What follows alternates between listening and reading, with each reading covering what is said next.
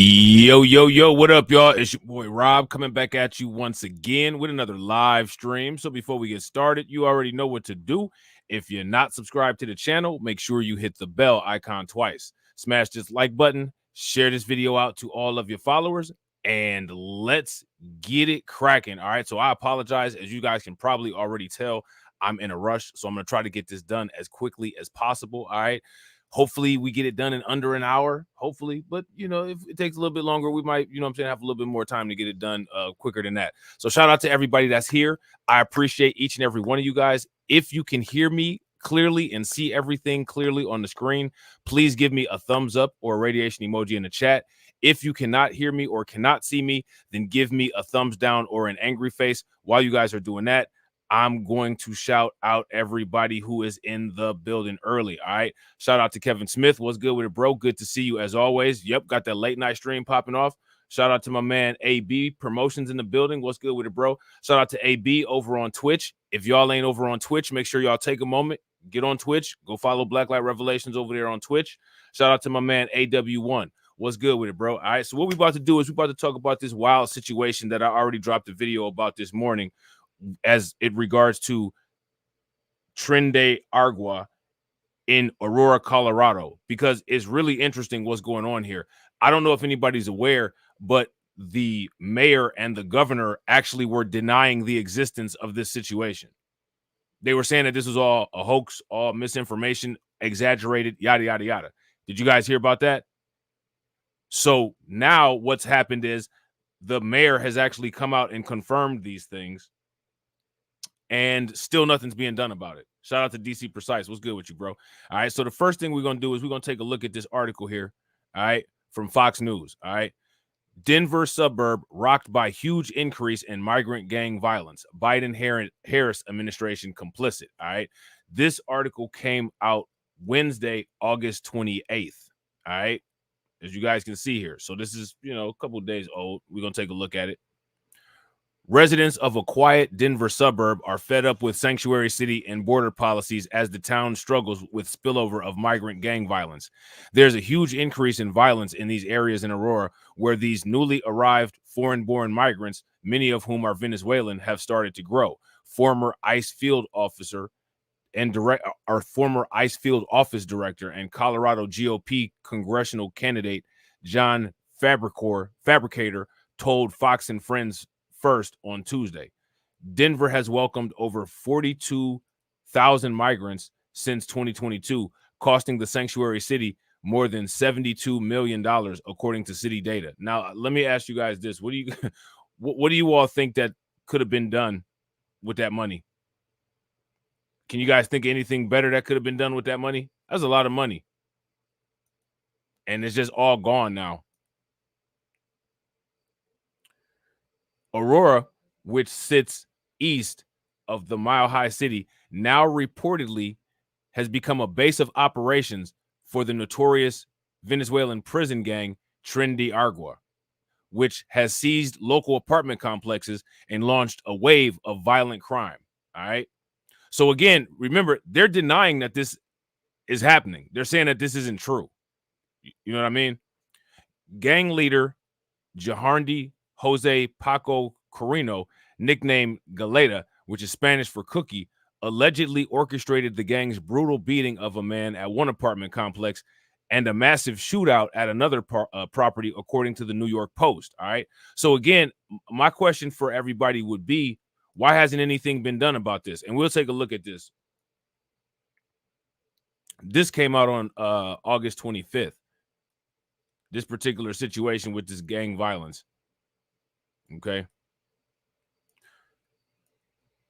So let me ask you guys this question. If you were a taxpayer and you happen to live in Aurora, Colorado, how would you feel about it? Shout out to John Guillory. What's good with it? Shout out to Black Free Thinker. What's good with y'all? If y'all haven't smashed the like button yet, do me a favor. Take a moment, smash that like button. Also, if you guys haven't hit the bell and subscribe to the channel, please take a moment, hit the bell and subscribe to the channel. And please share the stream to your social media. And when you share it, make sure that you tag somebody that you know that's interested in this type of stuff in your share. All right. So now here it says, Fabricator, I think that's how you say his name, worries the violence will only get worse and slammed Aurora for being complicit in the crime, despite the city council passing a resolution in February stating it will not provide support to migrants brought into the community. They're allowing this sanctuary just to come into these areas, and they don't want to push back against it.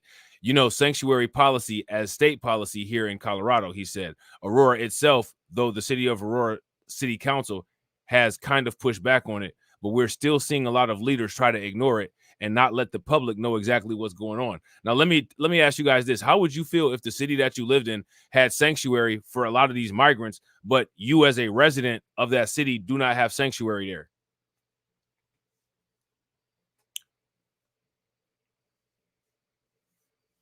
Shout out to Torian. I think it was. Shout out to Miss Nisi. What's good with y'all? Welcome to the stream. Welcome, everybody. Many of them cannot even claim asylum, and you know, unfortunately, there is a mix of criminal element which contains groups like the transnational criminal organization Tren De Aurgua. Fabricator additionally called on communities like Aurora to push back against border policies under the Biden-Harris administration. Okay. Now, this is interesting, right? That in that most recent interview that Kamala Harris had, they didn't ask her anything about this. I think this would have been something that would have been good to ask about. The Biden-Harris administration is complicit in having allowed our borders to be in chaos, he said. They have allowed this criminal element in. As taxpayers, you have to keep pushing back. You have to say, you know, we're not going to accept this. We just want to know the truth. We deserve our communities to be safe, and we deserve for the border to be secure.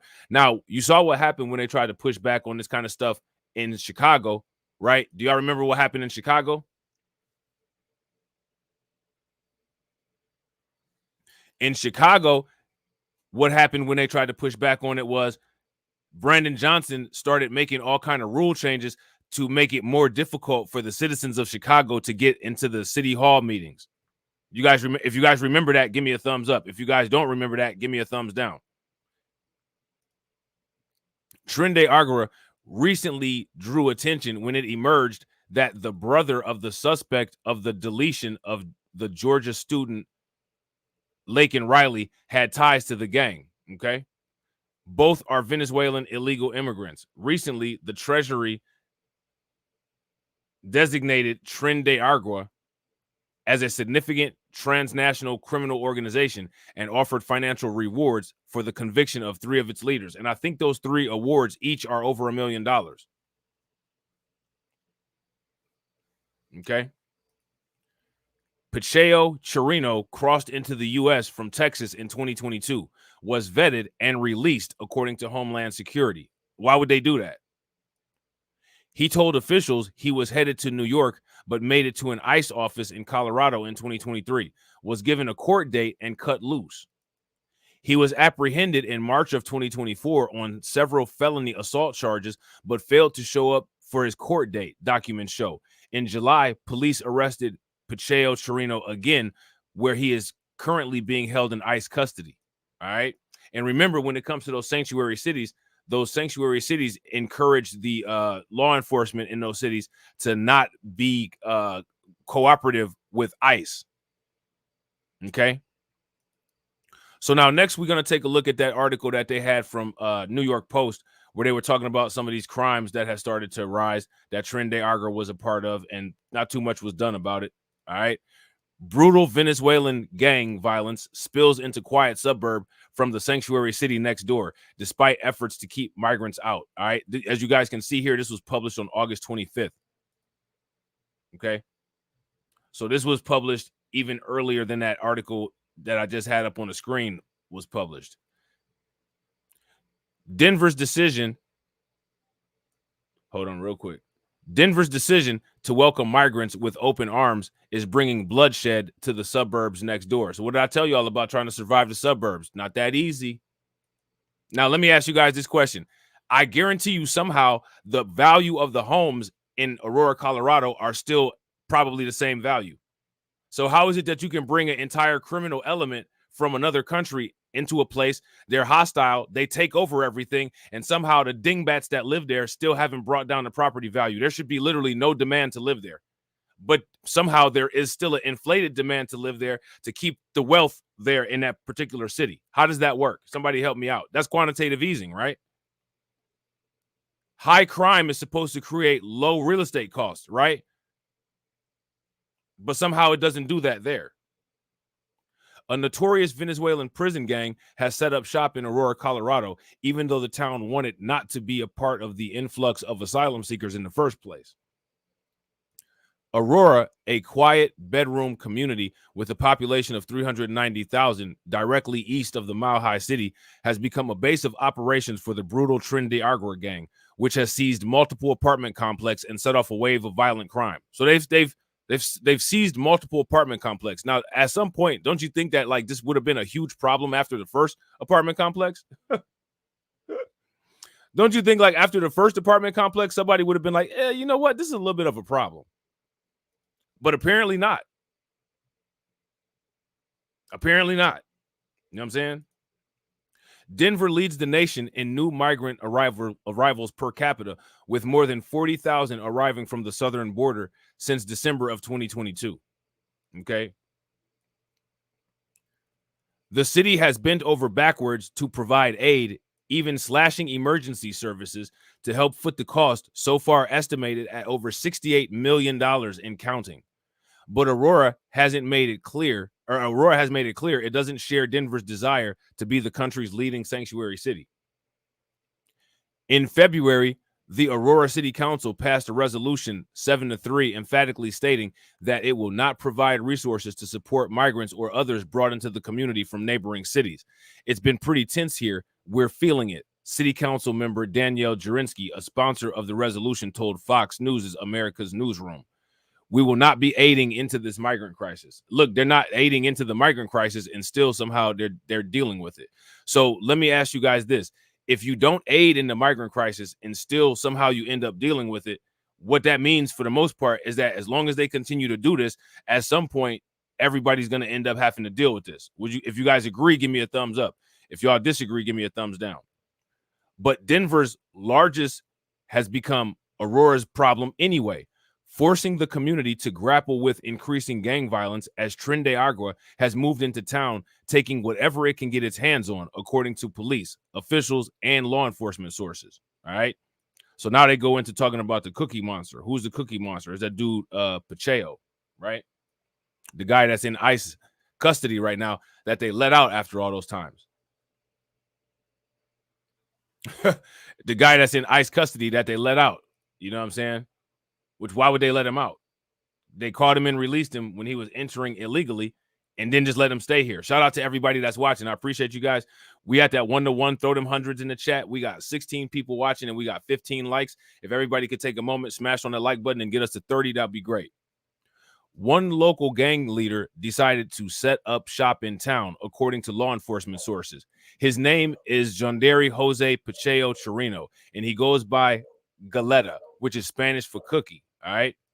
Within months of arriving in the U.S., cops say he and fellow gang members brutally beat a man in an Aurora apartment complex that the gang took over and occupied. So they've been doing this for a while now. All right.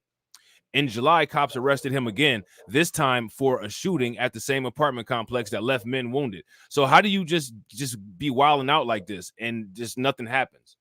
How does that work?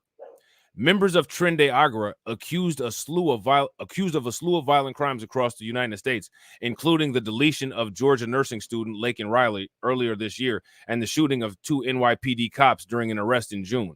Leaders of the gang recently gave the green light for members to shoot American cops who try to interfere with their criminal activity. So now, shout out to Ryan Glenn. What's good with it, bro?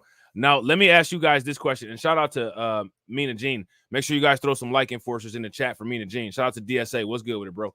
Now, let me ask you guys this question. Do you all think that it's time to bring the military in? There's a poll that's in the chat. Make sure you guys do that poll. It's pronounced Gaeta. Okay, I got you, Gaeta. How many people think that the military needs to be brought in? If you think that the military needs to be brought in, throw an angry face in the chat. If you don't think that the military needs to be brought in, then put a clown face in the chat.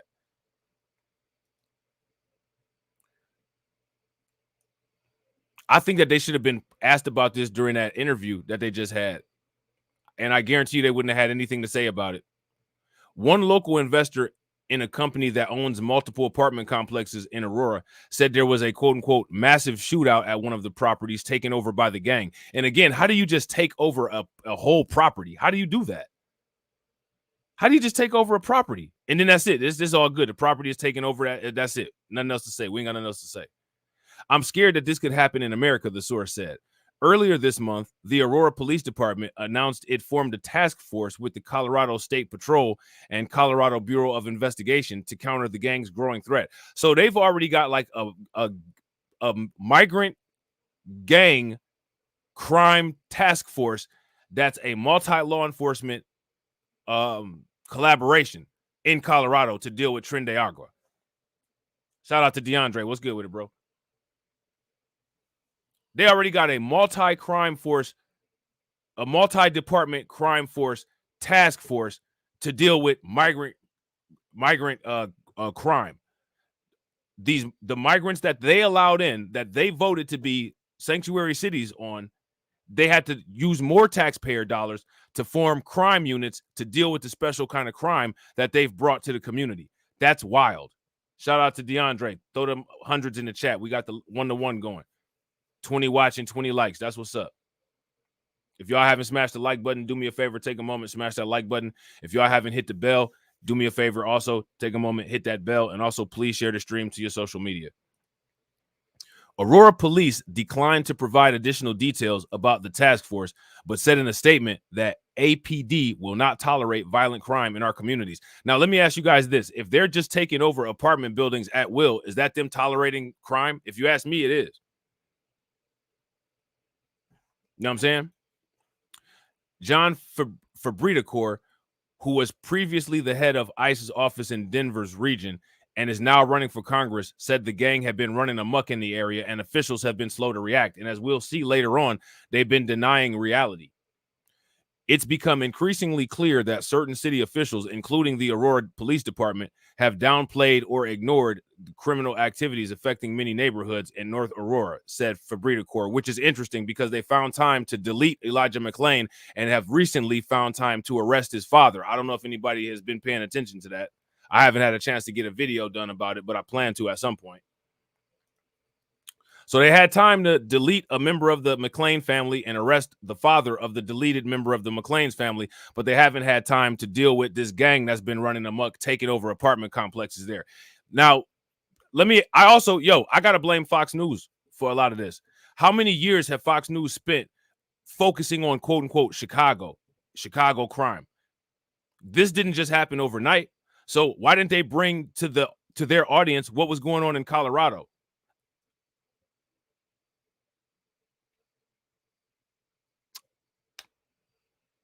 Just like how many licks does it take to get to the center of a Tootsie Pop? I guess the world will never know, right?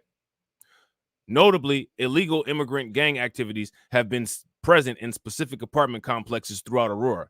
Yet these issues have been understated for what appear to be ideological reasons. What ideological reason would that be? They have no idea how to deal with it, that idea? Despite the slew of Tren De Aurgua crimes in Denver, Mark Sears, president of Aurora's police union, said that it is absolutely inaccurate to say that gangs are taking over the city. Well, what would you call it then?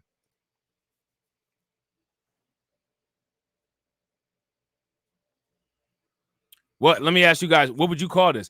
If you have an organization, right, a criminal organization that's coming in, taking over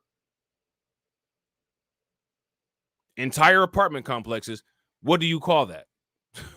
You know what I'm saying? What is that called? They're not any different than any other documented gang that we have, which is interesting because they are very different. They come from a different country. That's a huge difference. I can tell you that the officers, there is a concern about this quote unquote green light they have on officers, of course, because that's what directly affects them. So of course, that's what will be the concentration of what they focus on. Right? Sure, there's a concern about it, but in my opinion, as the union president, I feel that we have been green lighted since 2020. So there you know what that means. That's a little bit of a dog whistle in there. And that's one of the reasons why their city is getting taken over, because they just can't stop being stupid. When Pacheco Chirino, an alleged shot caller in the gang, crossed the southern border in 2022 into Texas, he was vetted by the federal border authorities. Now, let me tell you something. If they had treated him like how they treated Elijah McClain, you think they'd be having this problem today?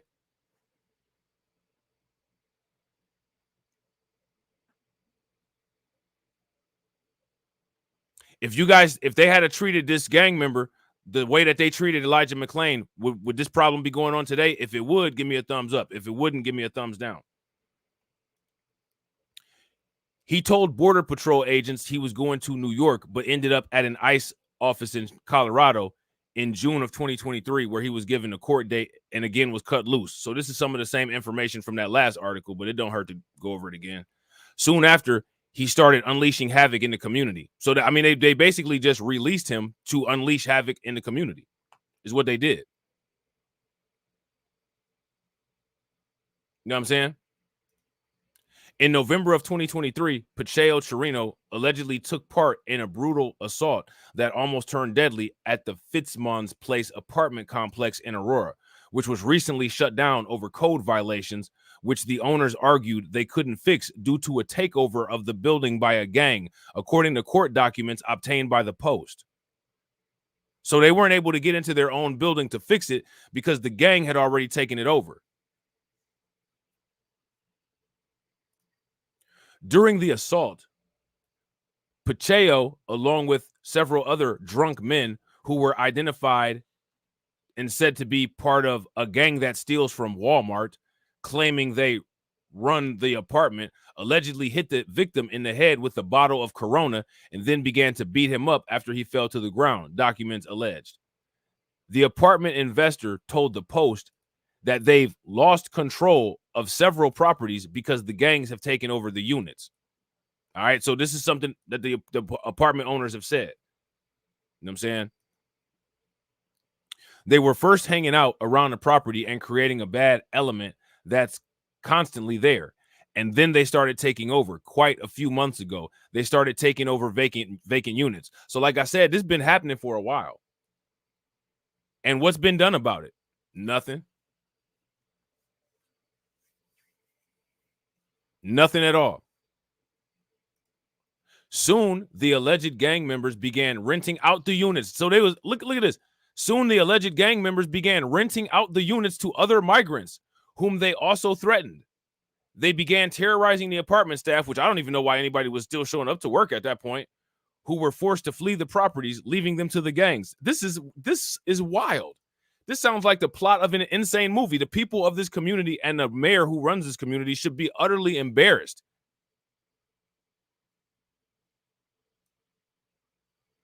If you guys agree with me that the people of this community and the mayor of this community, the people and the leadership should be utterly embarrassed, throw some clown faces in the chat for these people.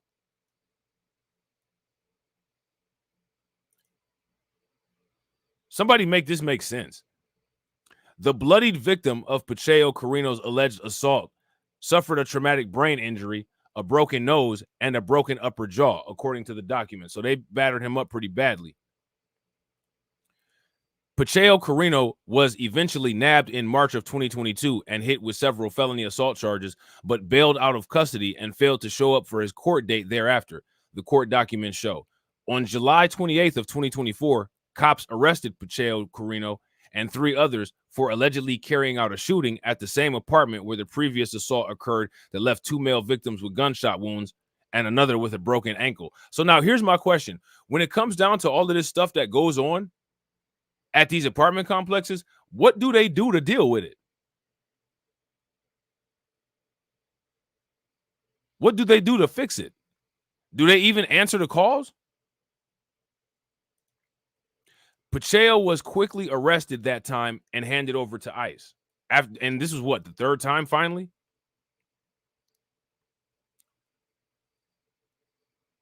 He had been ordered deported by an immigration judge last week. And as we know, this is an older article, so keep that in mind if you're listening. But because he's from Venezuela, a country that doesn't accept deportation from the United States, which, how does that work? He is likely here to stay, sources say. Tren De Aurgua, which hails from Venezuela's Arga region, has been sneaking members into the United States via the southern border for years. It's also started recruiting within the United States among migrant communities, mainly in New York, Denver, and Chicago, in the sanctuary cities. I'm pretty sure they know about this, and this is the reason why they choose the places that they go, so that they can go to an area where there's a high concentration of them and they can build up their numbers. If you guys agree, give me a thumbs up. If y'all disagree, give me a thumbs down. One of the gang's members, Gene Torres Roman, who is 21, was arrested in New Mexico this month in connection to a shocking and violent caught-on-camera robbery of a Denver jewelry store on June 25th. How many people saw that? Sears, the police union head, said that after the shooting in the apartment complex, he and the other cops were on scene to close down the apartment where Pacheco Chirino's alleged crime occurred. They did so without incident, without finding any contraband, he said. They did find that the gang members had trashed the place, he said. Garbage was piled 2 stories high. Now, you know what's interesting? Somehow, when it comes to Tren De Aurgua, all these people, they end up getting arrested without any incident. Has anybody ever heard of a fatal police shooting of a Tren De Aurgua member? If you've ever heard of a fatal shooting of a Tren De Aurgua member, give me a thumbs up. If you haven't, then give me a thumbs down. And I find that interesting because little black dudes that walk to the gas station with the ski mask on, who aren't bothering anybody, who get the police called on them by the Karens of Colorado, somehow end up dead. Don't you think that's interesting? I think that's extremely interesting. Doesn't make any sense. It's a very statistical anomaly. You know what I'm saying? So next, what we're going to do is we're going to sit here and watch the mayors, the leaders, the elected officials of these clown cities deny reality on their local news.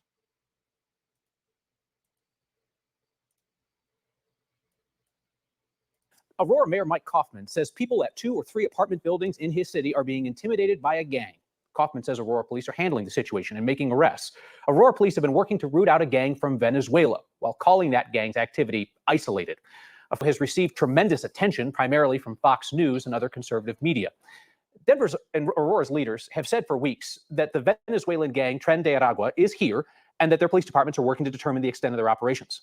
Today, after 24 hours of intense national media coverage, Aurora Mayor Mike Kaufman and Denver Mayor Mike Johnson, who come from different sides of the political aisle, were united in telling us that exaggerated and inaccurate news coverage is creating new risks and problems while they try to deal with this gang. So now you heard that, right? Now, when they say inaccurate and exaggerated, what are they talking about? Now, as you guys know, most of the stuff that I use is local news. I don't use a lot of national news unless I'm talking about something involving like Joe Biden or Kamala Harris. When it comes to these particular events, in most cases on my channel, especially, I use local news. So now here's my question. Out of what we've saw, what's been exaggerated and what's been inaccurate? I dropped a video about this morning. Let me ask you guys this question. And the source material from the video that I dropped this morning was the Denver Gazette. My question for you guys is, what was inaccurate about any of that? Let me know. After 24 hours of intense national media coverage, Aurora Mayor Mike Kaufman and Denver Mayor Mike Johnson, who come from different sides of the political aisle, were united in telling us that exaggerated and inaccurate news coverage is creating new risks and problems while they try to deal with this gang. I want to ask you about that video that's being played nonstop some places. Correct to say that Aurora police have had that video as part of their investigation into gang activity for more than a week now. That's right? That's correct. But you've not yet determined if the men in that video are part of the TDA gang? That's correct. That's correct. I think you see that video over and over again and you feel like, oh my gosh, every newcomer to the city must be a part of Tren De Aurgua and I should report them or call 911 or call 311 or, heaven forbid, take law into my own hands. That is not needed in any way. We have one of the best trained police forces in the country who knows how to do strategic operations, knows how to do gang prevention. We are on this every single moment. It's overwhelming, our 911 system. Now, let me ask you guys this. Are they telling the truth here? If they're telling the truth, give me a thumbs up. If they're not telling the truth, then give me a thumbs down. And shout out to everybody that's watching. I appreciate you guys. If you all haven't smashed the like button, please do me a favor. Take a moment, smash that like button. Also, if you guys haven't hit the bell, please take a moment, hit that bell. And also, please share the stream to your social media. That's right. That's correct. But you've not yet determined if the men in that video are part of the TDA gang? That's correct. That's correct. I think you see that video over and over again, and you feel like, oh my gosh, every newcomer to the city must be a part of Tren De Aurgua, and I should report them or call 911 or call 311 or, heaven forbid, take law into my own hands. That is not needed in any way. We have one of the best trained police forces in the country who knows how to do strategic operations, knows how to do gang prevention. We are on this every single moment. It's overwhelming our 911 system, our emergency call center, and so it's actually hurting our ability to respond to crime. And so I would hope people would not do that. I think we're in some sort of environment of hysteria right now over this. It's a real issue. It's being dealt with. It's isolated. Some of your fellow Republicans in city Now, I want you guys to pay attention. Look at these people denying reality. Look at them. Look at the city leadership literally deny reality right there, right on the spot. They're just sitting there, just not even aware. Now, let me ask you guys this question. Should either of these individuals be allowed second terms? If you would vote these people in for a second term, give me a thumbs up. If you wouldn't, give me a thumbs down.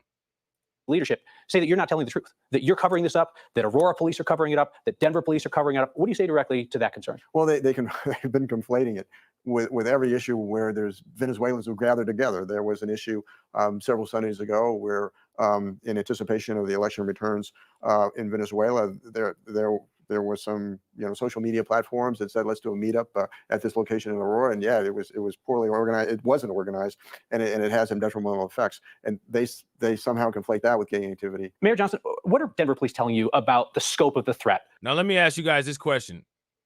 If this were quote unquote other people, would they sit up here and make all these excuses? Look at these guys making excuses and coddling for these people. And these are supposedly alleged conservatives. That should tell you something. That should definitely tell you something. Conservative when it comes to, Elijah McClain, but, very liberal when it comes to Venezuelan migrant crisis, gang violence. Very interesting. People should really take note of this. Posed by this one criminal organization, TDA, versus all of the criminal organizations operating in the metro area? It's very small, the threat from TDA in Denver. It's smaller than many other organized criminal networks that might have been here for decades, the ones like the Bloods or the Crips or others. There you go. Really? Where's some evidence of the Bloods and the Crips taking over an entire apartment complex? Now, that's the liberal guy, Mike Johnson. Y'all saw that, right? Y'all saw that, right?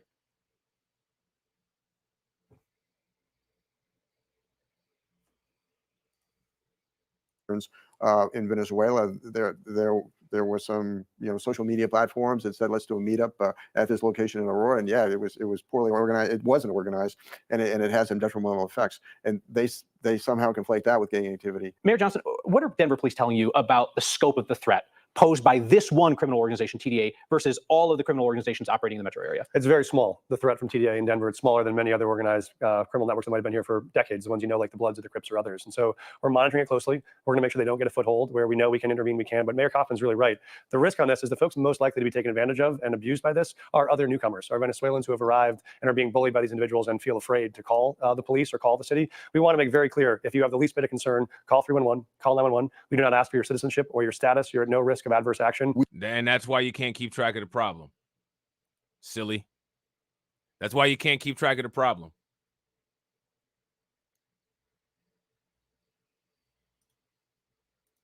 Oh, man. Whoops.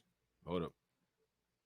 With every issue where there's Venezuelans who gather together. There was an issue several Sundays ago where, in anticipation of the election returns in Venezuela, there was some social media platforms that said, let's do a meetup at this location in Aurora. And yeah, it was poorly organized. It wasn't organized, and it has some detrimental effects. And they somehow conflate that with gang activity. Mayor Johnson, what are Denver police telling you about the scope of the threat posed by this one criminal organization, TDA, versus all of the criminal organizations operating in the metro area? It's very small, the threat from TDA in Denver. It's smaller than many other organized criminal networks that might have been here for decades, the ones like the Bloods or the Crips or others. And so, yep, that's what he just said. That's what he just said. Shout out to DeAndre. DeAndre says, so basically, he's saying that the black gangs are much more dangerous and pose an immediate threat. Now, my question would be, how many apartment complexes are the Bloods and the Crips occupying right now currently? And how many have they ever occupied currently in Colorado? That would be my question for him, right? So basically, he's saying that, quote unquote, the black gangs are much more dangerous and pose an immediate threat. So as opposed to the Venezuelan gang. Got it. That's what he said. Now, and again, this guy here, that's the supposed quote unquote liberal guy, Mike Johnson.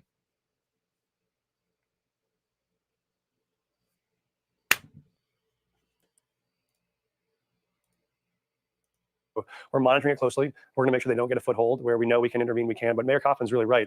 The risk on this is the folks most likely to be taken advantage of and abused by this are other newcomers, are Venezuelans who have arrived and are being bullied by these individuals and feel afraid to call the police or call the city. We want to make very clear, if you have the least bit of concern, call 311, call 911. We do not ask for your citizenship or your status. You're at no risk of adverse action. We want to work to earn their trust, to have their confidence, to step forward and identify who the bad actors are. I think both sides are in for. Shout out to my man, Kevin Smith, the first stream sponsor. Make sure you guys show Kevin some love. Please throw some flames, some radiation emoji, and some ducks in the chat for my man, Kevin, for funding the organization. Shout out to you, bro. I appreciate it. How do you think that we fund this organization, huh? We're not exactly the March of Dimes.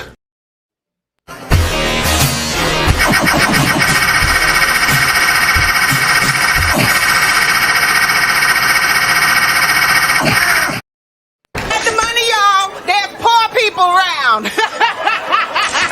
I'm rich, biatch. Cash rules everything around me. Queen, get the money. Dollar, dollar bill, yo.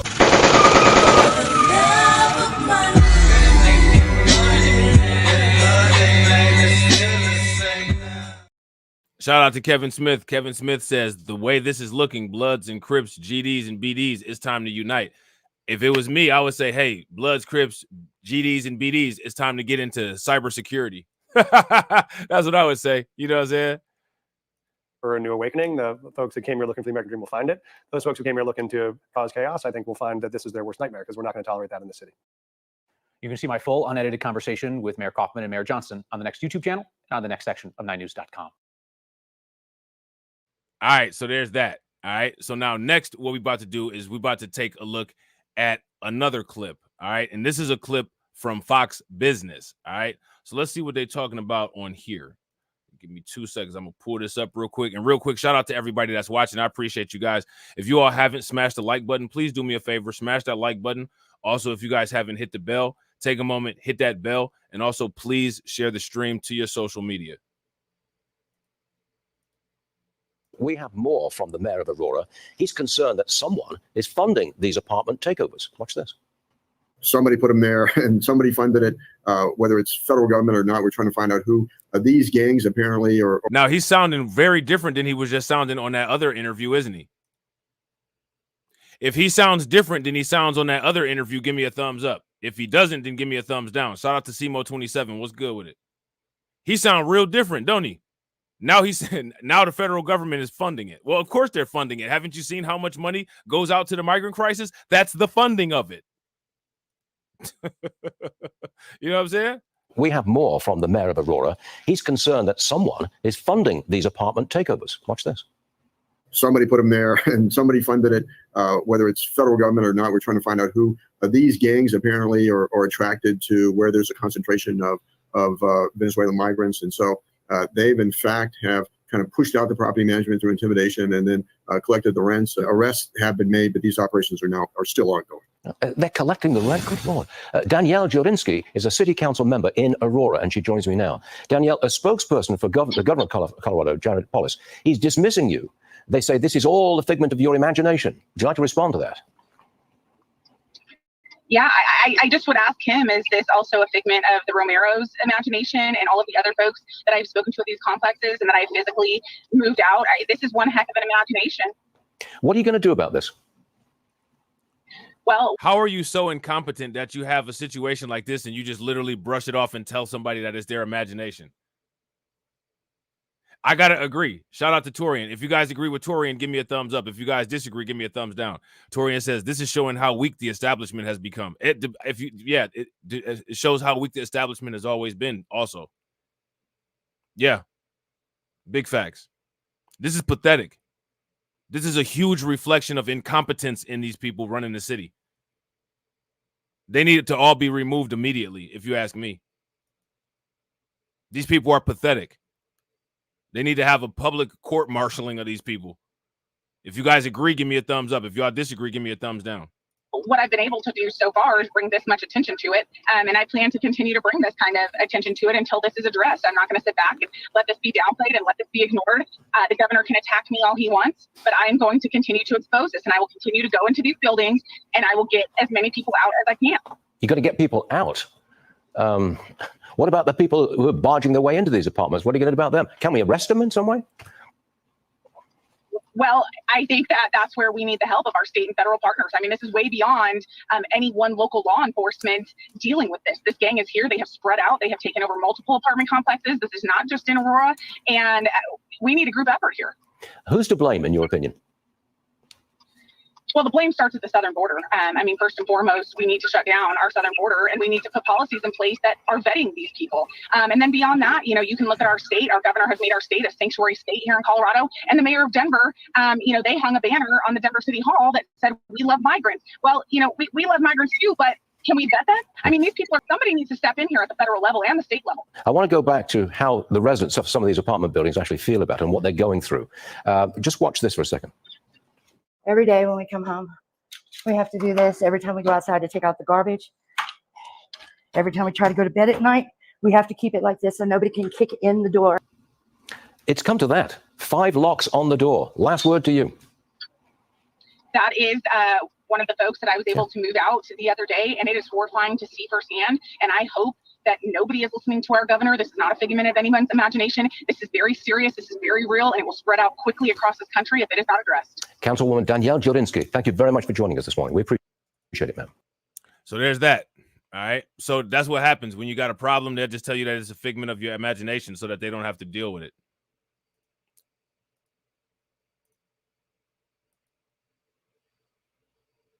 Pretty cowardly. Now this clown admits Venezuelan gangs infiltrated apartment complexes in the city.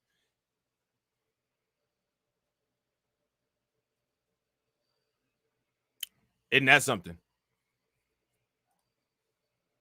As you guys can see, source here, Denver Gazette. All right. Aurora Mayor Mike Kaufman acknowledged on Thursday that Venezuelan gangs have taken control of several apartment complexes in the northern part of the city in what he called a nightmare situation. Well, I thought it was a figment of our imagination situation just earlier. Isn't that what they said? It was a figment of imagination situation earlier. So here's the thing. What changed? What changed from when he was saying it was a figment of imagination till now? He also admitted that the city lost control of the gang infiltration and we're working aggressively to get it back. I don't know how they plan on doing that. But he pushed back on the national media's recent portrayal of an entire city being overrun by gangs. The misrepresentation that all of Aurora has this problem is simply not true, and it gives this city a black eye unjustifiably, Kaufman said in a phone interview. Arrests have been made. More arrests will be made. I don't think anybody said that the city was completely overrun. They said that apartment complexes have been taken over. Out of everything that we saw, isn't what they said that apartment complexes have been taken over? This week, video surfaced of men with assault rifles dressed in hoodies and ball caps busting down doors of an apartment unit in Aurora. So they busting down the doors at the apartments like they the police.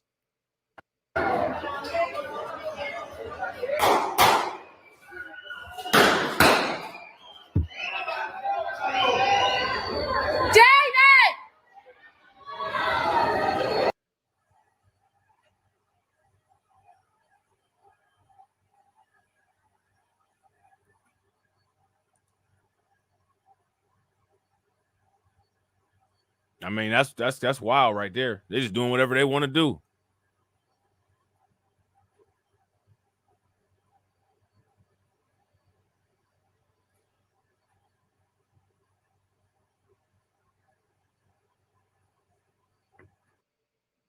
That's crazy, man. They just doing, for the most part, whatever they want to do.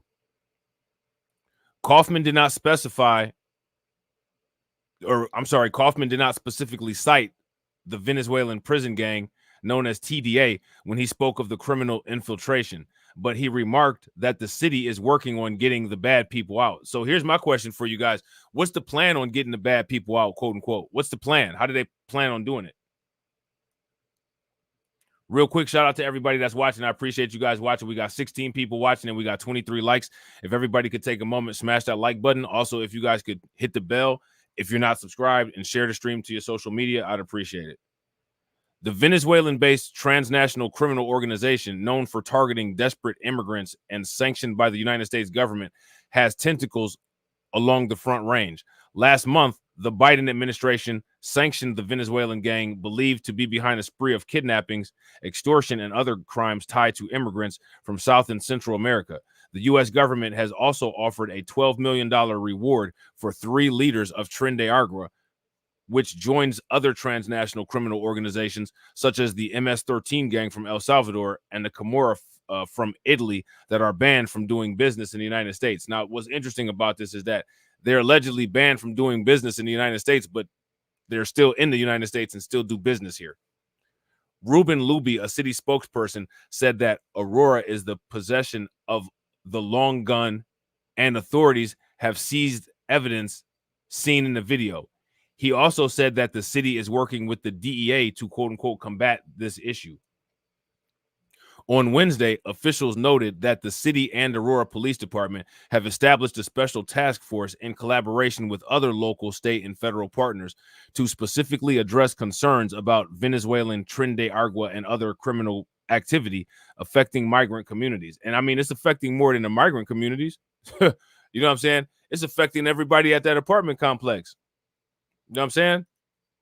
We are grateful that the Drug Enforcement Administration, a valuable federal partner, has acknowledged its ongoing work into TDA across the metro and appreciate the additional resources it provides to combat this issue, the city said. The city said authorities are aware that components of the gang are operating in Aurora and that police have been increasingly collecting evidence to show the gang is connected to crimes in the area. So now what about the busts? When are they going to get some convictions? You know what I'm saying? Kaufman said it's no coincidence that 3 Aurora apartment complexes that had major problems owned by the same company, CBZ Management. The management that ran the buildings disappeared when the violence started happening there, according to the residents who spoke with the Denver Gazette. So they got just a bunch of incompetent politicians in Colorado and a bunch of incompetent business people in Colorado. All of the residents who spoke were Venezuelan immigrants, although nationals from Colombia, Guatemala, and some African nationals also inhabited the Edge at Lowry, at 12th and Dallas, Aspen Grove, at Colfax and Nome, and Whispering Pines at 1357 Galena. All right, so these are the apartment complexes that are allegedly under siege. All right, the Edge at Lowry and 12th, Aspen Grove at Colfax and Nome, and Whispering Pines at 1357 Galena. So I don't know if I was you guys, I don't know if anybody planned on going over there, but I wouldn't go over there. The 3 apartment buildings have been in the news recently for allegations that range from criminal activity being unmanageable due to squatters, drugs, plumbing leaks, mountains of trash, and rodents which follow. This is ridiculous. Look at this place. Look at all that trash piled up. Good Lord, look at this.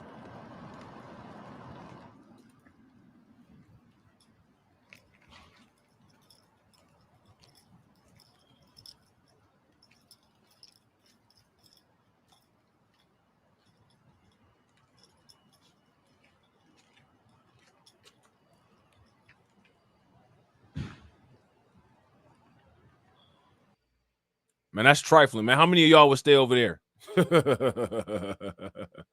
So now here it says on August 18th, a dangerous shooting at the Edge brought attention to a spiraling situation. One man was critically injured, and residents said that they were fearful of getting caught in the crossfire. They wanted out but had nowhere to go, the resident said. On Wednesday, surveillance video surfaced showing what happened within the walls of the Edge during the August 18th incident. On the footage, young men with automatic rifles broke into the doors and barged their way into the units. Children and women with babies in their arms followed the armed men into the apartments. Like, man, that's just wild to have that going on there.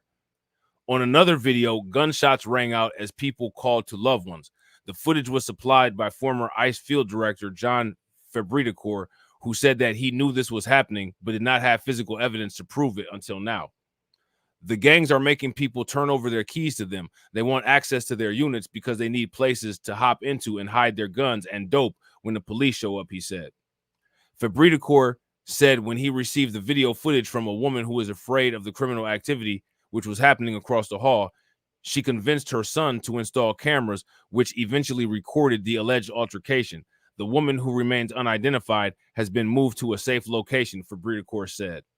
Aurora Public Safety Strategic Communications spokesperson Matt Brown said that the city has indeed experienced increasing calls for service at 12th and Dallas buildings. Now, you guys just heard the mayors sit up there on the news and say that people were just calling and inconveniencing them.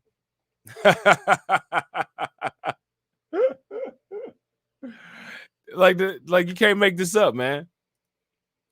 In addition to the city recently removing huge piles of trash and tending to landscaping issues at the property last week, the city is beginning to pursue additional legal steps to account for the increased criminal activity and concerns about the safety of residents at the building and in the neighborhood, Brown said. Fabridicore visited the Edge apartment complex on Wednesday with a gun at his hip. He said when gang involved lookouts see someone who looks out of place or maybe law enforcement, other gang members hide their guns and drugs. They have lookouts all over the place. You'll start hearing whistles because someone they don't recognize is coming close to the apartment. You will hear cat calls and whistles, he said. Fabridicore said he believes that the Venezuelan prison gang TDA is operating in Aurora, but he added there are other dangerous immigrant gangs in Denver metro area as well, including Peruvian and Romanian theft rings. Now, we talked about a Romanian theft ring that took place in Texas. You guys remember us talking about that? If you guys remember us talking about that Romanian theft ring in Houston, give me a thumbs up. And those Romanians that came in through the northern border from Canada. If you don't remember that, give me a thumbs down. It's in the videos. You know what I'm saying? So now here it says, it's only going to take an amount of time before we start seeing a criminal element from those countries in Lakewood, Westminster, and Thornton. We need to change things in Colorado to make it better and not make this a magnet for illegal immigration. I mean, it's too late. Once you set up a sanctuary city, you just created a magnet for illegal immigration. You know what I'm saying? So now here it says, it's only going to take an amount of time before we start seeing a criminal element from these countries in Lakewood, Westminster, and Thornton. We need to change things in Colorado to make it better and not make this a magnet for illegal immigration, said Fabridicore, who is a Republican candidate running against U.S. Representative Jason Crow in the 6th Congressional District. A call to Crow's office for comment went unanswered. Why you guys think he didn't answer?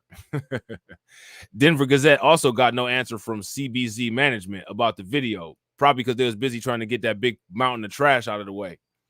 Meanwhile, attorney Benjamin DeGolia is working with 50 residents of the Aspen Grove apartments at Colfax and Norm who are suing CBZ management, alleging that residents filed a litany of complaints with Aurora's Code Enforcement Division, pointing to a lack of heat, lack of hot water, black mold, vermin, bed bugs, cockroaches, unsanitary conditions, and leaks and flooding inside apartment units. That is disgusting. That is the vermin all-star list. That is nasty.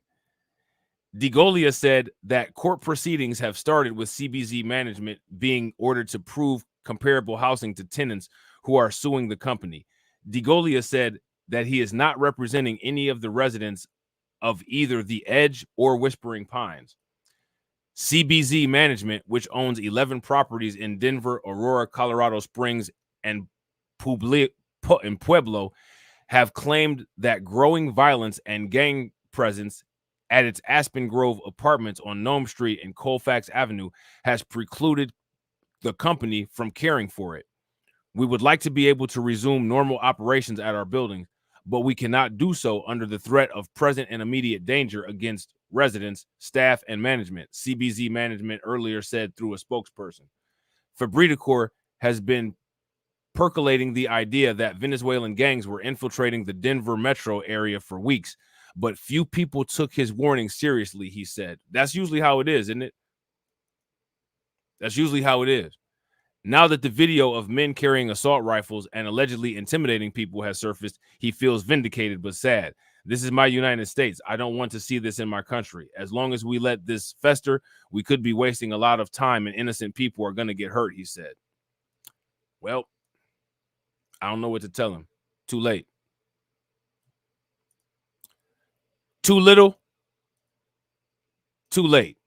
So what we about to do now is we about to check out this clip from Fox News Business about the quote unquote heavily armed migrant gangs taking over apartment buildings in Colorado. And now here's the thing. It actually says taking over apartment buildings. It doesn't say anything about taking over the entire city like those two mayors or sat up there and lied and said. It says taking over quote unquote apartment complexes. Okay. So we about to check this out. Shout out to DSB. What's good with you, bro? There as part of an organized criminal effort. Local police have called the incidents isolated, but surveillance video from at least one of the complexes is very startling, as you can see from this video right here. Now, we want to go on for more on this story about what's happening in Aurora. We're joined by Fox News senior national correspondent William Lajeunesse. William. Many say the problem began when the Biden-Harris team opened the border with migrant apprehensions from Cuba, Haiti, Nicaragua, and Venezuela, jumping from 17,000 in 2020 to 600,000 in 2022. So the administration created the CHNV program, which provided migrants from those four countries with humanitarian parole and invited them in. But auditors found widespread fraud in the program, migrants lying on their applications, sponsors using fraudulent identities, including dead people, and traffickers demanding payment from those they sponsored. They're literally just funneling people into the United States under this program with no expectation they're ever going to leave. And that's what sources say we are seeing now, a mix of innocent migrants along with graduates of the Venezuelan prison gang Tren De Aurgua, extorting tenants for payment. There are several buildings actually under the same ownership, out-of-state ownership, that have fallen to these Venezuelan gangs. We did everything we could to quite frankly, keep them out of the city because it's not our problem. This is a federal problem. So DHS briefly suspended that CHNV program, but restarted it this week, saying they've worked out the kinks. Well, it invites about 30,000 illegal migrants a month to enter the U.S. from those four countries. Now, critics say there are two problems. One, we still have no way to vet these migrants because we can't get at their criminal histories because those countries will not cooperate. And we can't send them back because their countries won't take them back, which is why you see some of the behavior these gang members appearing to act without any regard to police. It's illegal for them to carry a firearm. And you see from the video, they've got plenty of long guns and handguns as well, because if they're going to be arrested, they're simply going to be released. And they're not going to be deported because we can't keep them, right? Can't afford to keep them. And all those people you see, we have the biometric information on them, but police are not making any arrests. I'll send it back to you. So, Will, I mean, what's the plan here with this? I mean, are they just going to be able to stay for as long as they want? I mean, what's the plan to actually apprehend these people? So the local police department is allegedly working with the feds, but I will tell you, while Denver is a sanctuary city, Colorado is not officially a sanctuary state. But when you will look at the rules, there are a lot of prohibitions, I am told, by the local. Real quick, shout out to everybody that's watching. I really appreciate you guys. If you guys haven't smashed the like button yet, please do me a favor. Take a moment, smash that like button. Also, if you guys haven't hit the bell, please take a moment, hit the bell, and subscribe to the channel. We got 17 people watching and we got 24 likes. Let's try to get the likes to 40. Police to actually cooperating with ICE or DEA or have any diplomatic relations with Maduro at all. So it's a conundrum, right? And that's why they're acting with such impunity. Back to you. And lastly, William, I mean, we're showing this video over us speaking one more time, just because, I mean, it's just so brazen the way that they just come in with the guns and really just set up shop here. Unfortunately, that happens, that eventually will then lead to getting these people out. You'd like to believe that, right? But let's just take a look at some of the crimes we've seen in New York City, right? The assault of cops, and people are being let out within 24 hours, and then they find them somewhere else, and then they finally take them into custody, and there may be crimes committed in between there. You know, this problem with these four countries where we don't have diplomatic relations, where we can't just easily send people back. What I am told is happening, the big picture is, we reinstated this program even though the kinks are not worked out, right? We don't have the ability to find out who those sponsors. Shout out to Don P. Shout out to Tia. What's good with it? Don P says this is a controlled media and video. The real is happening at the Darien Gap. This is organized by that word right there. And that's facts. That's absolutely facts. Check out my video called Undocumented Bros Global. It's a playlist. We talk about that. That's absolutely right. There's all these multinational organizations that are involved in all of this stuff, sending packages and aid all over the place, and they organize and galvanize all these people. They organize those migrant caravans and all of that. That's absolutely facts. You know what I'm saying? Shout out to everybody that's watching. We got 26 people watching. I appreciate each and every one of y'all for being here. Shout out to D-Dub. What's good with it, bro? Smash that like button. Let's try to get them likes to 50. Family said, let's adopt, if you will, a family from another country and provide some money and kind of look after them or whatever, and see that they, you know, settle in the United States in a positive way. Well, that's not what's happening with these programs. Once they're here, no one's watching over their shoulders. And again, this particular prison gang has clearly infiltrated this migrant program. And people being people, they're going to take advantage of the situation. So the cops have their work cut out for them, for sure. Yeah, no doubt about that. William Lajeunesse, thanks so much for joining us on Live Now from Fox. We appreciate it, and you have a great weekend. Yeah, you too. All right, so there's that. All right, so shout out to Torian. Everybody make sure you guys throw some flames, some radiation emoji, you know, some ducks. Y'all know how we do in the chat. For Torian, he just posted this video in the Discord. And if you're not part of the Discord, you guys should hit that link and join the Discord, all right? If the link don't work, just let us know, and one of the mods will put a fresh link in the chat for you. All right, so let's check this video out real quick. Venezuelan man tries to rob a Denver native.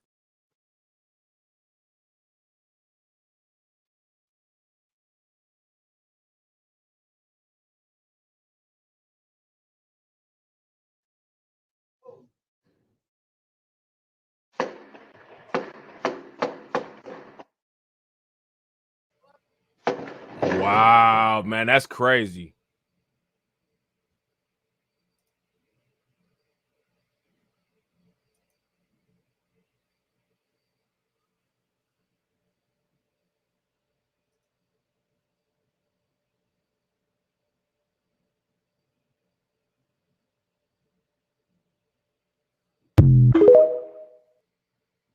Wow.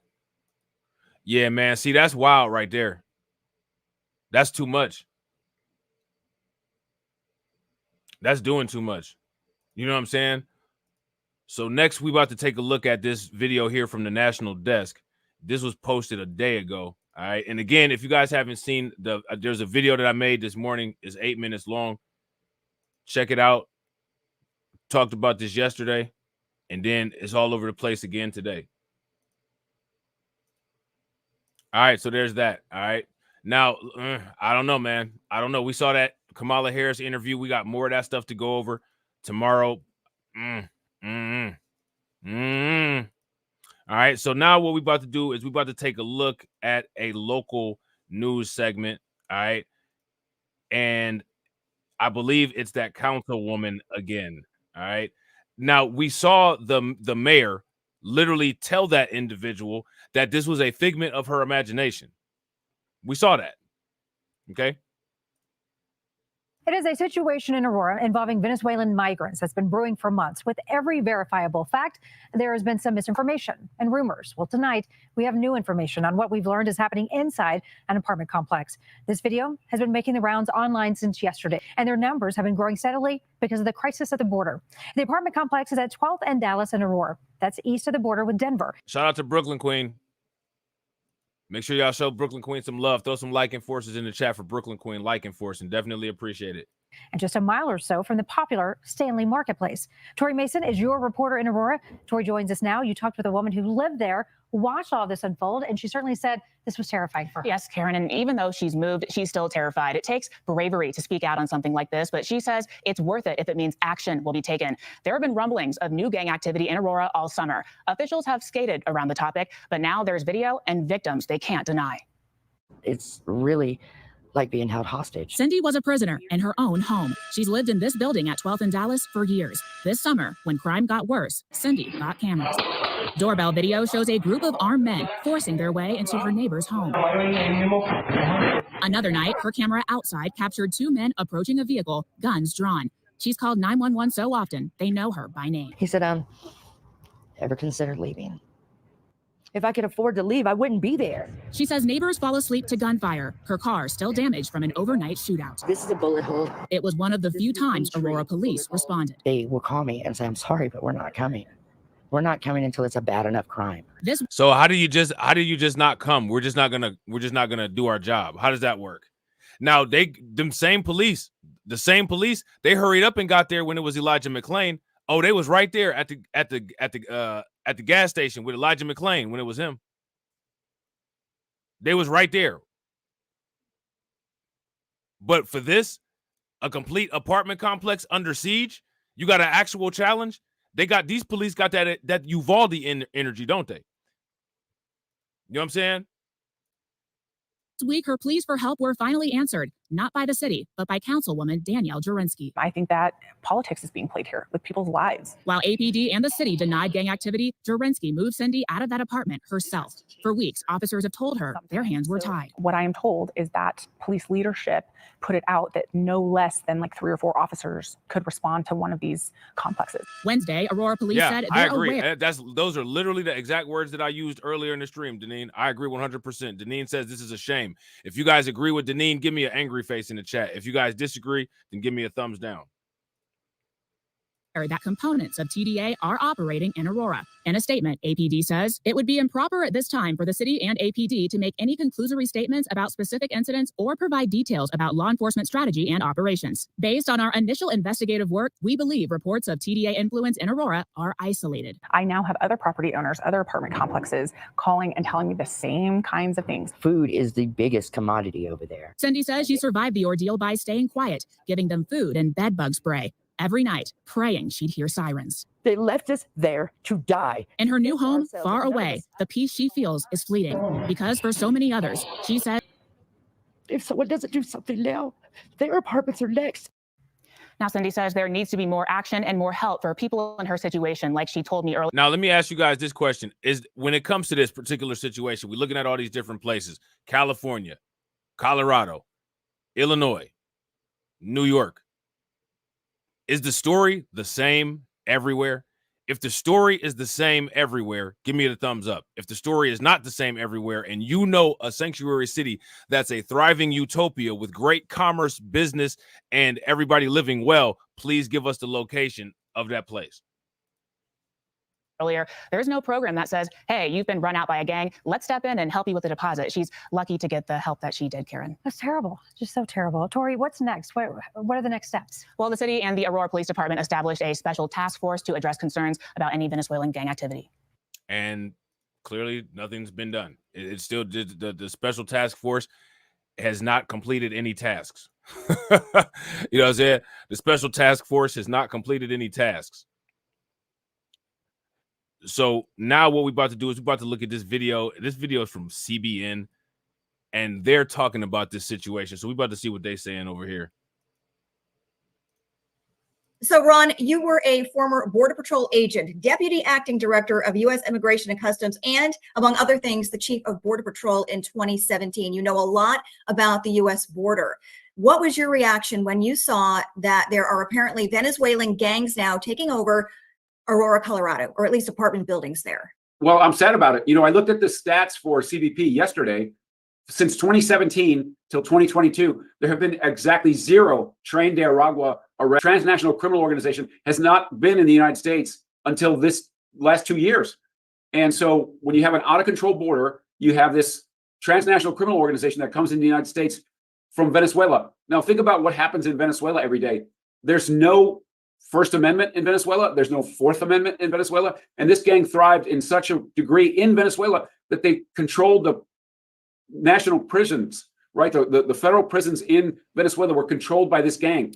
And that's true. If you guys haven't seen the video, we did a video on that on this channel where we talked about how at this prison that he's talking about, they have a casino at this prison. They have a nightclub at this prison.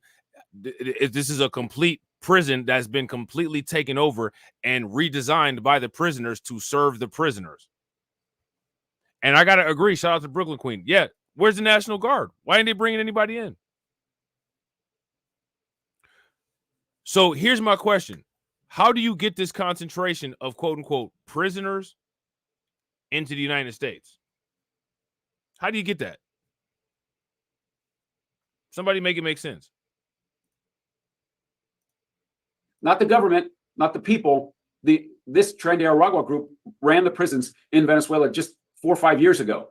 And so now they're here in the United States and they're taking over a couple of apartment complexes in Aurora, Colorado, near Denver. And they are competing with other transnational criminal organizations in the United States, Houston, Dallas, Miami, Los Angeles. They're competing with other criminal gangs to control illicit drug distribution in those cities. And so within the last 3 years, this group has thrived in the United States because of an out of control, chaotic border. You know, the governor of Colorado and even some local officials, maybe the mayor included, seem to be downplaying what's happening here, with the governor saying essentially. And we saw that. If you guys haven't seen the downplaying, that was played at the beginning of the video. So shout out to the replay gang. Anybody that watches on the replay, or if you're one of those people that you'll start here and watch earlier in the video, you will see the actual verbal downplaying of the mayor of Aurora and the mayor of Denver, I think. Yeah, the mayor of Denver and the mayor of Aurora. Yeah. It's a figment of people's imaginations. I'm paraphrasing. But why would they do that? And in your opinion, is this isolated, or is this just a small sampling of what's going on in our communities? We just don't know it yet. Yeah, no, this is woke policy, a chaotic border, and this sanctuary cities all coming together to prey on the men and women of Aurora, Colorado. These towns, these cities, the White House currently is ignoring this problem. And so the people of Aurora, Colorado are suffering because ICE is not engaged. Now, at the same time, though, the people of Aurora, Colorado voted this in, didn't they? Just like the people of Chicago, just like the people of New York. Is that true? If that's true, give me a thumbs up. If that's false, give me a thumbs down. In this, because it's not on the priority list. The state locals don't have the resources to take these people out of the community. And so the folks in Aurora. Did he say that, Torian? I didn't catch it. Did he say that? Hold on, I'm gonna run it back a little bit. Going on in our communities, we just don't know it yet. Yeah, no, this is woke policy, a chaotic border, facts, AW1. And this sanctuary cities all coming together to prey on the men and women of Aurora, Colorado. These towns, these cities, the White House currently is ignoring this problem. And so the people of Aurora, Colorado are suffering because ICE is not engaged in this, because it's not on the priority list. The state locals don't have the resources to take these people out of the community. And so the folks in Aurora are suffering because of these policies that allow people who enter the country illegally commit other crimes and no consequences for them being in the country illegally. And you don't think necessarily then this is an isolated incident? Are there gangs? I know, we both live outside of Washington, D.C. We've heard reports of MS-13 here and other potential gangs. Are they living among us? Why should other people be concerned if you think that's the case about Aurora, Colorado? The mayor was quoted as saying essentially that, when you compare it to 400 other thousand people in the town, maybe it's not that big a deal. It's really not that much of a threat. Your thoughts on that? Well, here's the deal. These people we didn't invite them here. They're not here looking for a better life. They're here trading on what their business is, which is transnational criminal organizations.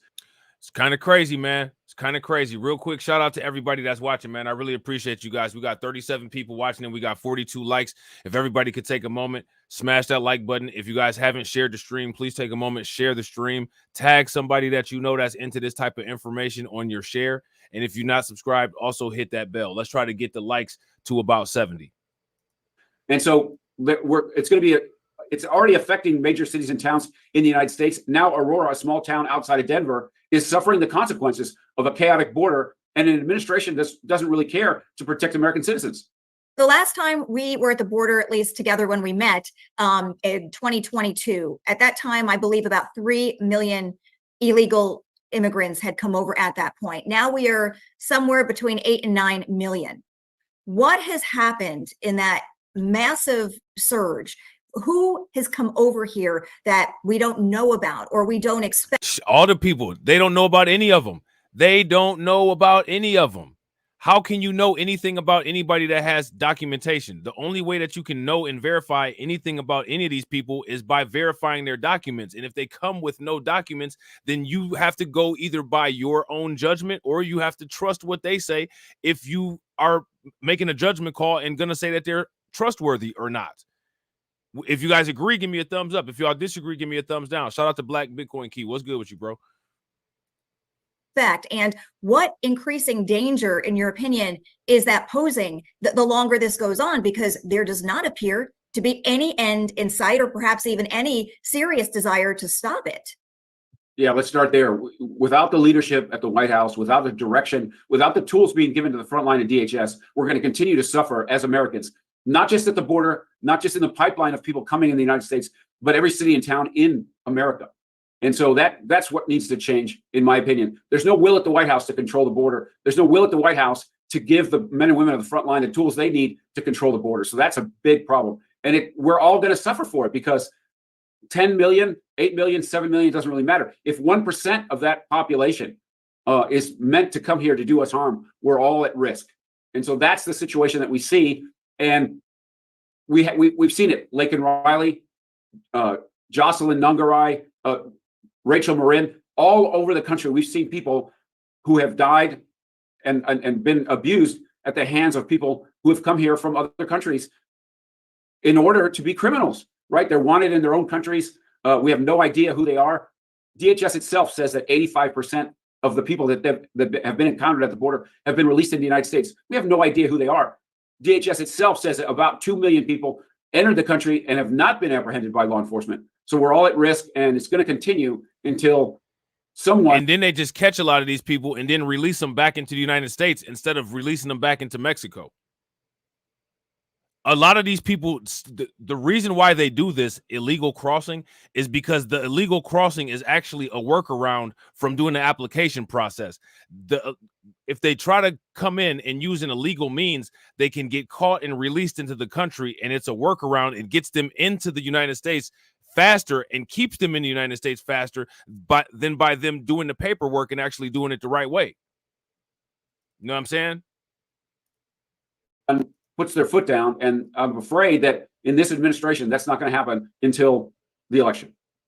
It's hard, I think, for some Americans to really understand what is actually happening unless you've actually seen the border and actually seen the amount of people coming over, in groups. The face of the border has changed. It's not so much Central American migrants anymore. It's not so much families. It is, by all accounts, it's a lot of, what people say are military-aged men. And so you have that. So you have a bigger drug problem now in America, the fentanyl and other. I always say that if you look at it, it's almost like a bathtub that keeps overflowing over and over and over every day, because it is happening 24 hours, 7 days a week at this rate with no, Facts. Well, I mean, here, check it out. They MIA, right? Shout out to Brooklyn Queen. Brooklyn Queen says, where's those mega macho uber alpha race war hungry militias at? They're MIA. And here's the example. Here's how you know that they're MIA. The biggest one of what you're talking about is the police force in every city in the United States. Every city and the federal police agencies, right? Law enforcement shows up to do anything about these people? Nowhere. They let them in the border. Once they get to the United States, they let them terrorize cities here. The police are the biggest of these quote unquote militias, and they're nowhere. So if the police are not anywhere to do any of this, what do you think about the smaller ones? They're not going to be anywhere either. You know what I'm saying? nothing really apparently in sight to stop this or even curtail it. What, in your opinion, is this country going to look like if we've got 8 million now and it keeps going? What do you think people should know about what things are going to start looking like in their own communities? I think a lot of communities are obviously seeing the effects now, New York City, Texas, the bigger urban areas, but there are issues in the local smaller communities as well, in rural America, in the suburbs here in DC, pretty much everywhere. There's almost 10 million people who have come to the United States without being invited. No visas, no vetting. They're here. They were encountered by Border Patrol at the border and released into the United States. And so every city and town is at risk. People need to realize that if 1% of that 10 million, that population, is here to do us harm, then those are your neighbors. Every city and town in the United States is at risk. And so people need to be prepared. They need to protect themselves because we have no idea. Look what's happening in Aurora. Nobody's coming to save that apartment complex. Yeah, I mean, that's facts. Nobody's coming to save the apartment complex. Matter of fact, you got the mayors literally denying the existence of an issue. They're denying the existence of the issue. You know what I'm saying? Shout out to y'all, man. We got 42 people watching. We got 45 likes. We close enough. We could throw the 100s in the chat. We at the 1-to-1. Take a moment, smash that like button if you haven't. Hit the bell. Let's try to get it to 80. You know, the police and the mayor are downplaying it. The federal government, as far as the media reports are concerned, is not involved in this situation yet. And so those folks on the ground there are going to have to protect themselves. And I would give that advice to everybody that's watching today. Yeah, it's definitely a tough situation, especially for those Border Patrol agents. I know you've got your fingers on the pulse of what's happening. I know you've talked to folks out in Aurora, on the border itself.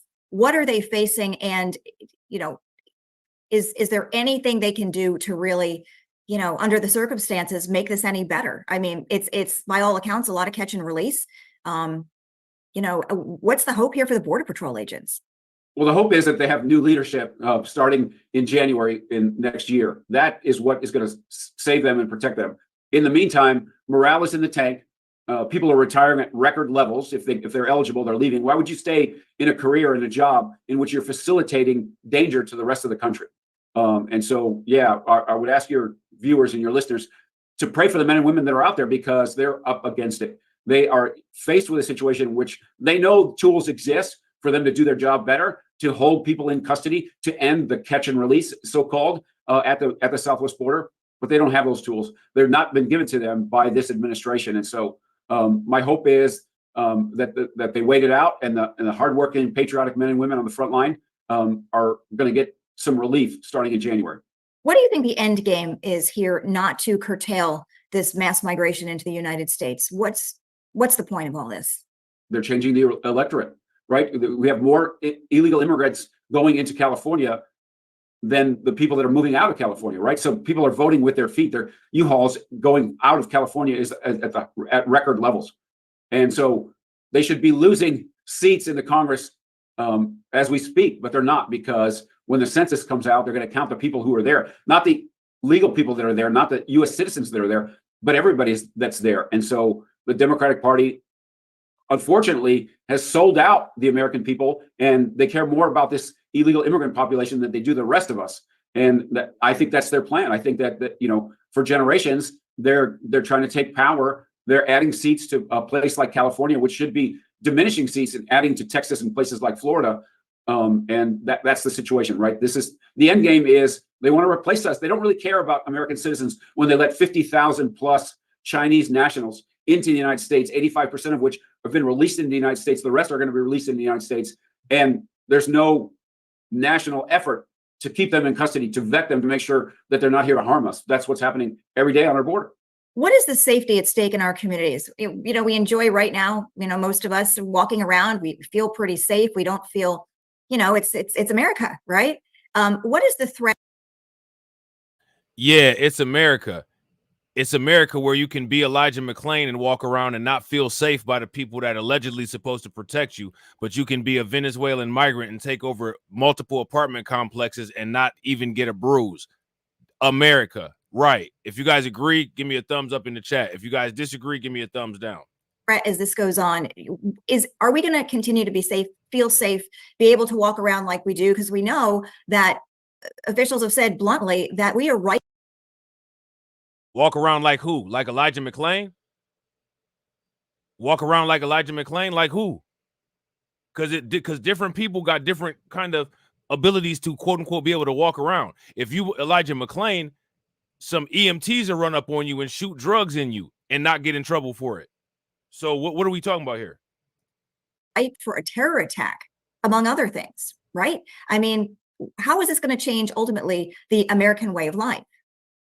Well, there's 10 million people who are here that we didn't invite, that we didn't ask. They're not been vetted. They don't have a visa. They're not here as visitors. They're not here to, do whatever they want to do in the United States. So we have a population of 10 million people. If 1% of that population is here to do Americans harm, we're all at risk. And so that is the threat that exists, not just in the big cities, not just in at the border, but everywhere in the United States. And so it's just a matter of time that we understand who these people are, what they do. And we've already seen it. You saw the people who attacked the police in Times Square in New York City. We've seen the victims, these young women who have been killed at the hands of Venezuelan gang members. We've seen Aurora, Colorado, where, a gang that we didn't know the name of until about 2 years ago, Tren De Aurgua, who is now taking over apartment complexes in a city just outside of Denver. And so these are the kind of things that we're all at risk for. And continuing because the border is still out of control. There's still thousands of people coming every single night. The government itself has reported that over 100,000 people last month who were not invited, who are illegal otherwise under the law, have been let into the United States. And so, yeah, we're all at risk. People need to be in a situation where they can protect themselves because it's every city and town in the United States that's going to be affected by this. Sitting here today, what is the biggest threat to Americans right now? Is it the drug crisis with the fentanyl pouring over the borders and other drugs? Is it the threat of a terror attack? Is it the burden? Shout out to Deneen. Deneen says Trump should be running ads about this 24/7. Yeah, I mean, if he this is an easy point to exploit the weaknesses of the Democrats on. Absolutely. If you guys agree with Deneen, give me a thumbs up. If y'all disagree, give me a thumbs down. On the taxpayers to fund all of this. What, in your opinion, is the biggest threat right now? Well, the threat is that there's 10 million or so people in the United States that have not been invited here. We have no idea who they are. And then another 2 million, by government records, within that 10 million or 2 million people, we have no idea. They've not been encountered by law enforcement. So no fingerprints, no records checks. And so why are they here? Why did they evade law enforcement at the border if they have an 85% chance to be released into the United States? That's the big problem that we face. When people see, or in other countries, drug cartels, gangs, whoever, they see what's happening in Aurora and they seem to be getting away with it thus far, right? Is that encouraging more of this activity? Is it emboldening the cartel? Of course it is. This is basic operant conditioning, classical conditioning, Pavlov's dog. If you have positive reinforcement, then you will continue to do the behavior. If you have negative reinforcement, then you won't do it. If you're able to do whatever you want to and there's no consequence for doing anything negative, no consequence is a positive reinforcement. Of course they're going to continue doing that, which is why the only places where they have all of this nonsense going on is in the cities, the sanctuary cities that positively reinforce this behavior. Very simple. This is psychology 101. You know what I'm saying? Shout out to Michael R. What's good with you, bro? Cartels and gangs and whoever may want to do Americans harm or take over their property or what have you, is this inviting more people? Well, that's a very good point. It's all about the incentives. If you come from the third world, doesn't matter what country, You sell all your things. You put yourself in the hands of smugglers. You get in the pipeline. You make it to the southwest border. You get encountered by law enforcement from the United States, and then 85% chance of being released into the country. That's a strong incentive. That's a huge pull from the third world into America. And so if we don't end that incentive structure, we're going to continue to get more of that. And those people, 50,000 plus Chinese, people from all over the world, 125 plus countries, we have no idea who they are, but they're out and among us. That's the threat that Americans face right now. And it won't change until those incentives are ended. If President Trump gets elected and puts some of his immigration policies, all of them, more of them, into place, is there any hope for getting this situation back under control? There are steps and measures that he can take that we were part of in the last administration to control the border. If you end the incentives of release into the United States, if you end that process, then you get a smaller population of people coming to the border every 24 hours, right? When President Trump, in the surge during President Trump, it was like 3,000 people a day coming to the southwest border. By the time he implemented the Remain in Mexico program, the asylum accords with the Northern Triangle countries, that went down to hundreds of people trying every 24 hours, but 50,000 beds for detention for those that were arrested at the southwest border. If you end those incentives, that problem becomes much smaller. And then his policy now, if you're listening to the campaign, is to deport the people who have come, the 10 million people that are here uninvited.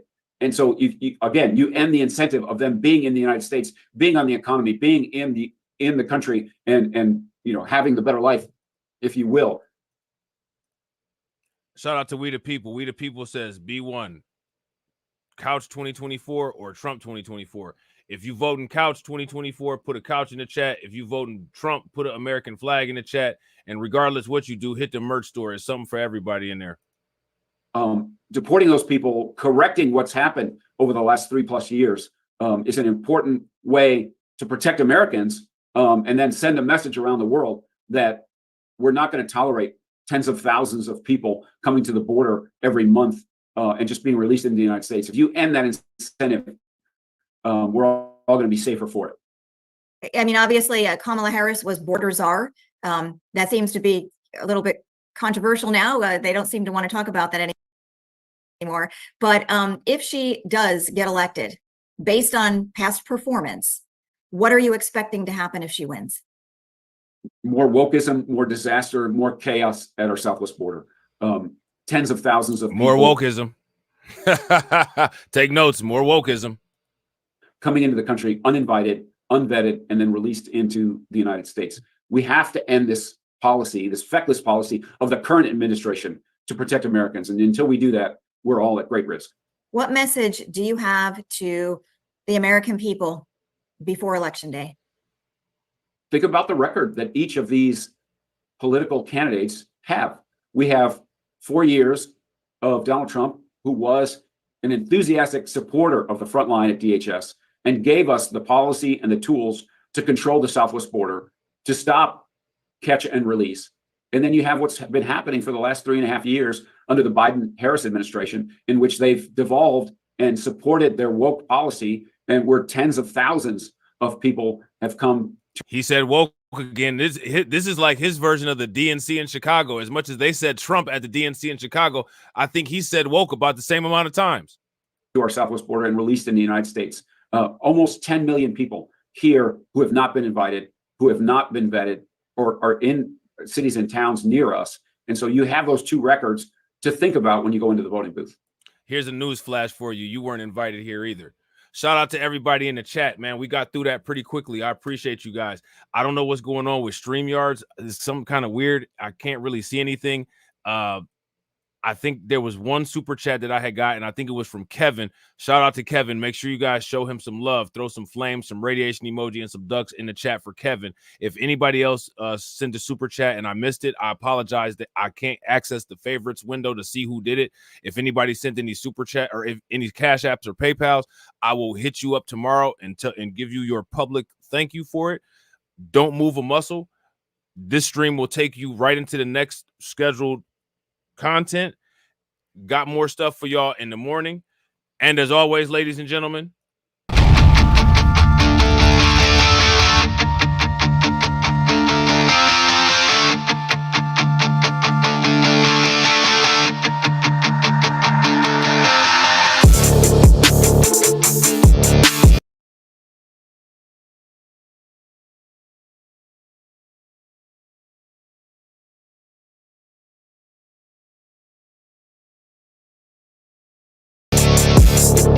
Aurora.